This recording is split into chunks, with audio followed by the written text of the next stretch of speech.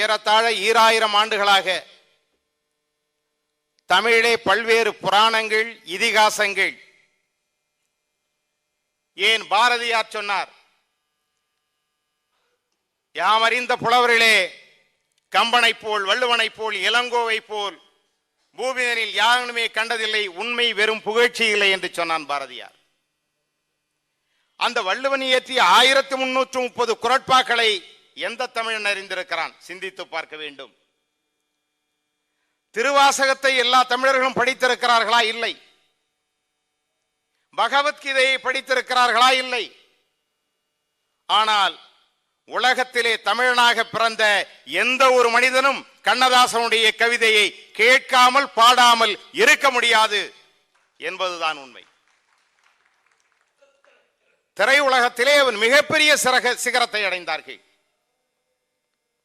அன்றைக்கு அண்ணன் சிதம்பரம் அவர்கள் சொல்லுகிற போது இன்றைக்கு எத்தனையோ விதமான பாடல்கள் எல்லாம் வருகிறது, கேட்கவே முடியவில்லை, அது என்ன பாடல் என்று புரியவும் இல்லை.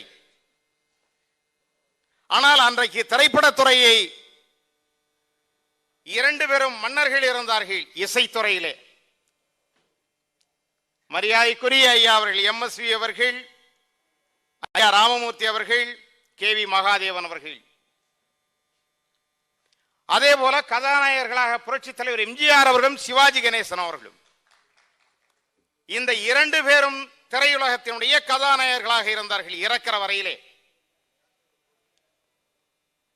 அப்படி கவியரசர் கவிதை எழுதுவதற்காக கவியரசர் கண்ணதாசன் அவர்களும் மரியாதைக்குரிய வாலி அவர்களும் இருந்தார்கள். புரட்சி தலைவருடைய மிகப்பெரிய வெற்றிக்கு காரணம் கவியரசர் கண்ணதாசன் அவர்கள் என்று சொன்னால் அது மிக இல்லை. இன்றைக்கும் திரைப்பட பாடல்கள் வருகிறது.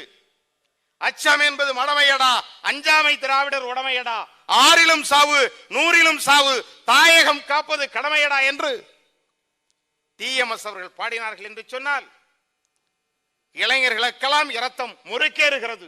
அப்படிப்பட்ட பாடல்கள்.